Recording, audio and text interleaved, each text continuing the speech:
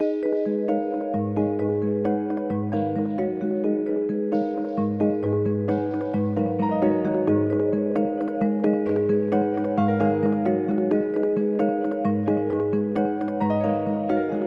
hi Gary, welcome. Tell me what's going on in Greenbelt this week. Hey Andy. Well, the first thing I want to mention is that an AC unit that provides air conditioning for 3 buildings in Franklin Park has a problem. A pipe has broken, and so as of this moment, contractors, as the latest I've heard is that contractors are still looking for the break, but as soon as they find it, they will have to turn off the air conditioning to those buildings and then work to replace it, to repair the broken pipe, which apparently got very thin. And this is still a developing story, so we will be getting updates, I guess? Yeah, we go to press tonight, so we are, as late as possible, we'll put the latest as of our press time. But it should happen in the next few days. There are holes being dug over there that are filling up with water that are leaking from the pipes. So it's not like it's going to take, weeks. It's hours or a day. And hopefully, one of the contractors said that on a job he once worked straight through for 22 hours to fix it. In other words, they're primed to, after they find it, get it done as quickly as possible. And with the hot weather, of course it always breaks when it's hot outside. That's right. The rule, right? Yeah, of course. and the point of the story is not that the management of Franklin Park is doing anything wrong at all. But that a significant number of Greenbelt residents may have some hot, live in a hot place, not healthy, and that both the management of Franklin Park as well as the city needs to be ready to help meet human needs, needs to anticipate, whether it's cooling stations, water, fans, these things. That's all. It's just when these things of life happen, we need to make sure that people's needs are cared for. So we're both hoping that if and when it goes down, that something is set up to help these people out. If help is needed, that's right. And that it will be turned off during working hours. The idea is that hopefully they can fix it while people are still at work, and by the time they get home it would be done. That's the hope, the goal, the intent. Great.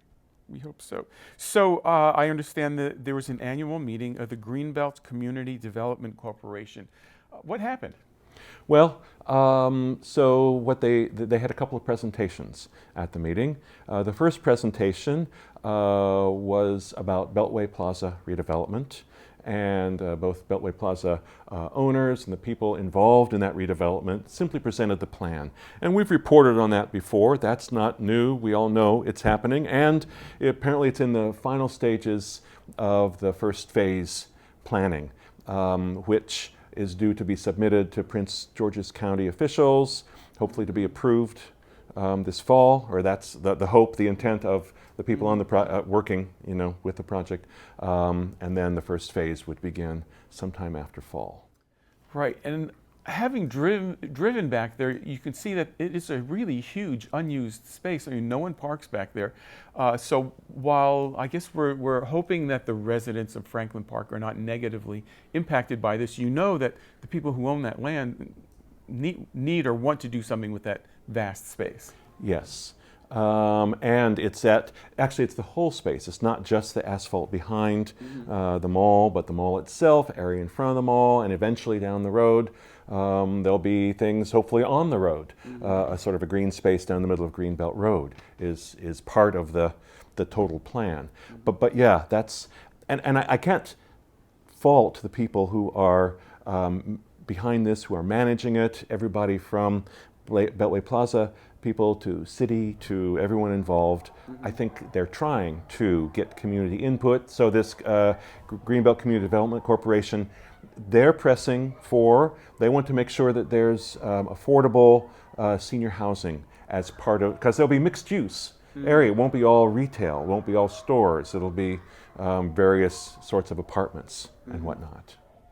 So it's wait and see. While we're on this topic, though, can you tell me who the Greenbelt Community Development Corporation is? Yeah, they were founded in 2011. They are a 501c3 nonprofit, and their goal is to promote community development. They're not a government entity, though, and they're not a profit-making entity. They want to try to bring people to a table, make sure that economic development is balanced with human need, or human, the human side of things. It's not all business, but it's a balance that everyone wins. They had a hand in the redevelopment of the old Greenbelt Theater. They've done other projects as well. It's a great organization, and one you should keep your eye on. So yeah, this issue, stay tuned, right? Yeah. Next, we have the possibility or likelihood of a big neighbor, the Bureau of Engraving and Printing, possibly moving in. So. Yeah, this was the other presentation at the Greenbelt Corporation, Development Corporation, Greenbelt, at that meeting. Right. Yeah, at that meeting, that was the other presentation. It was somebody from the Bureau of Engraving and Printing. There are a lot of acres on the Beltsville Agricultural Research Center, our neighbor just to the north, that acres that aren't being used, buildings that aren't being used. And so this could be a win-win. This is very preliminary, just at the initial phases of study. Bureau of Printing and Engraving and Printing, downtown Washington, their building is old and would cost more to refurbish, they said at this meeting, than to build a completely new place, probably somewhere on Powder Mill Road, maybe closer to the BW Parkway. So they made a presentation, talked about, where they're at. So that's at the very beginning. Right, and I know that there are, I guess, folks locally who are concerned about, the traffic that might bring, but all of this is still like so far away that, right? Yes, and again, the fact that the Community Development Corporation was there, there are some, the people of Greenbelt, residents, people who will be affected by this, we still have a say. We're at the table. That's the good news about both of these things, is that this, it's a table, and we're all sitting at it. We're talking. We're figuring out, okay, what works, what's best. Great. So, and finally, and this I think has been going on for years and years, repair of the dam at Greenbelt Lake, right? It's finally going to start. The initial citation by the state was in 2008, calling the dam at the end of Greenbelt Lake very dangerous. It needed repair, but it took a while to get the funding. Even in the last election, there was a thing on the ballot asking Greenbelt residents if it's okay if they gave the council permission to pursue funding, and that was voted yes. Anyway, so it's going to start this summer, that repair, and the first step will be likely in July. As soon as July, they will lower the level of the lake by 4 feet. That's quite a bit. Yeah, it is. There was some concern on the council that wildlife would be impacted negatively. City staff said that there's no evidence of that's not a concern at this point.